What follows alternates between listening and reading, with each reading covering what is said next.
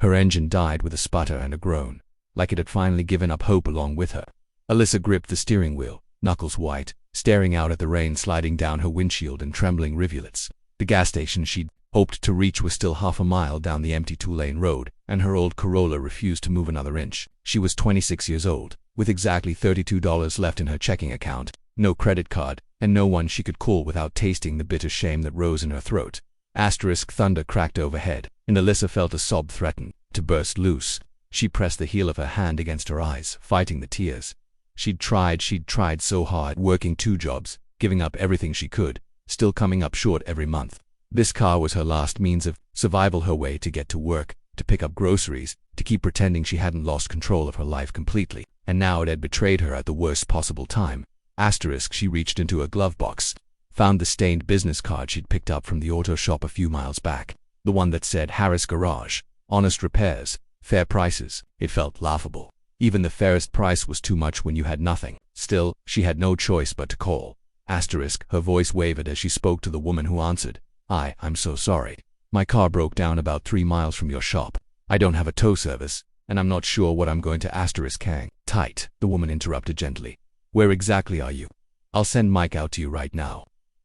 Please. I don't have any money. That's all right. We'll figure it out. It was the way she said it come matter of fact that made Alyssa's tears finally spill over. She choked out her location and hung up, pressing her forehead to the steering wheel. 20 minutes later, headlights broke through the gloom. A battered red pickup pulled onto the shoulder behind her. She wiped her face with her sleeve and climbed out to meet the man who stepped down. He looked about 50 tall, with broad shoulders, hair going gray at the temples, and kind eyes behind wire-rimmed glasses. Hi there, he called over the wind. You must be Alyssa. She nodded, unable to trust her voice. I'm Mike. Harris, let's take a look, okay? He opened her hood, studied the engine with a practiced frown. Rain dripped from the bill of his ball cap onto his jacket, but he didn't seem to notice. After a few minutes, he closed the hood gently and turned to her. Your alternator's shot. That's why the battery won't hold a charge. I can tow you back to the shop and get a rebuilt alternator in. You'll be back on the road by tonight. I don't have. Mike lifted a hand before she could finish. I didn't ask about money. Let's get you warm and dry, then we'll sort everything else out. Before she knew it, he'd hooked up her car to his truck and helped her climb into the cab. It smelled like old leather and motor oil, and for some reason that comforted her. You got family nearby? He asked as he drove. No. I moved here for work. I am a waitress. My rent. He nodded as though he'd heard the same story 1,000 times. Maybe he had. But he didn't make her feel like a burden. When they reached the garage, a low cinder-block building with a faded sign, he guided her inside and made her a cup of coffee. The woman at the desk smiled kindly as she handed over a clean towel for her hair. Thank you, Alyssa whispered, her voice cracking again.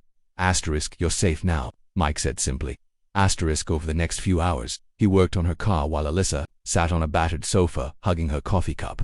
She watched him through the window into the bay. How careful he was with every tool. How he hummed under his breath like he genuinely enjoyed what he did. She thought about her father, who'd died when she was 17, and how he'd always fixed everything with those same calloused hands. By 6 o'clock, the Corolla was running again. She stood there, heart hammering, knowing this was the moment she'd have to admit she couldn't pay.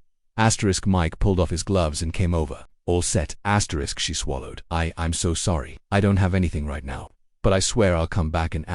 He shook his head. Don't worry about it. What? You heard me. No charge. But the parts, the labor. He smiled. Some folks are having a rough go. I've been there myself. You get back on your feet. You help someone else. That's how we make it in this world. Tears blurred her vision. She reached out, touched his sleeve. You don't know what this means to me.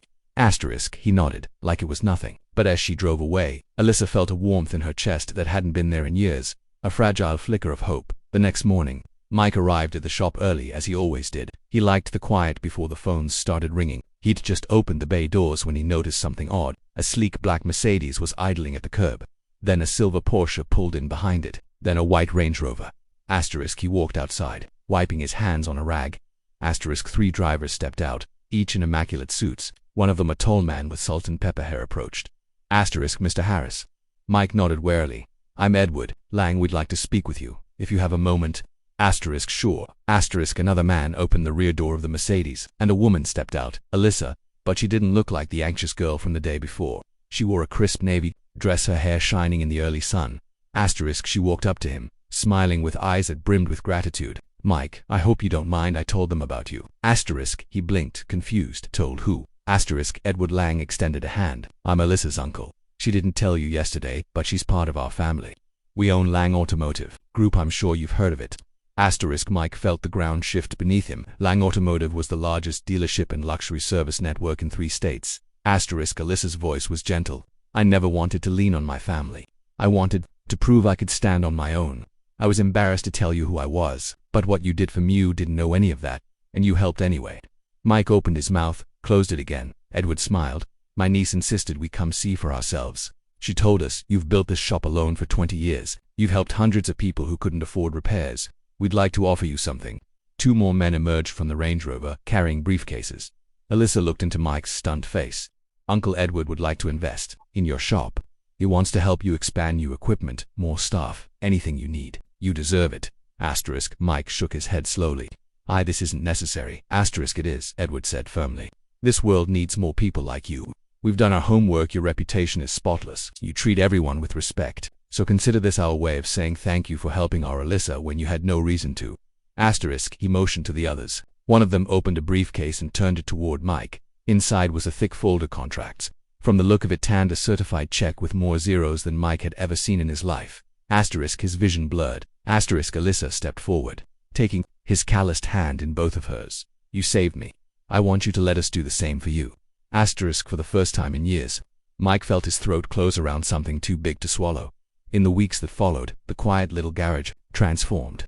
The Lang Group sent over top-of-the-line diagnostic machines, hydraulic lifts, tools Mike had only ever dreamed of owning. They hired 2 more experienced mechanics and funded a complete renovation of the office and waiting area. The old sign came down and was replaced with gleaming new letters. Harrison Lang Automotive.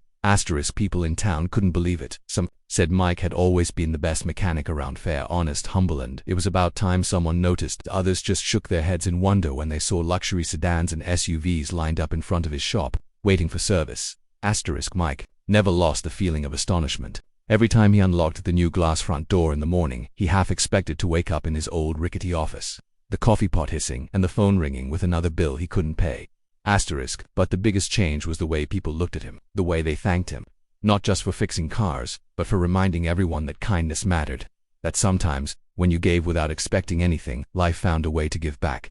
Alyssa came by often. She still drove her battered Corolla, refusing her uncle's offer of a new car. One evening, as Mike locked up, she stopped him in the parking lot. "Do you ever regret helping me?" she asked softly. He studied her face, so different now, so full of quiet strength, and felt something settle in his chest. "Never," he said. "If I'd known who you were, I'd have done exactly the same thing. But I'm glad I didn't, because that means you know the help was real." Her eyes shimmered. She stepped forward and hugged him.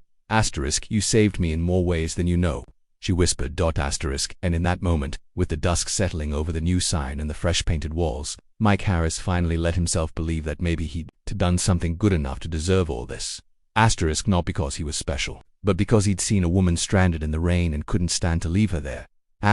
He looked up at the sky, thinking of the first time he'd opened this place, scraping together every penny he had, never imagining he'd see a day like this. Sometimes the world broke your heart a little bit every day, but other times, if you were lucky, it reached down and lifted you higher than you'd ever dared to hope.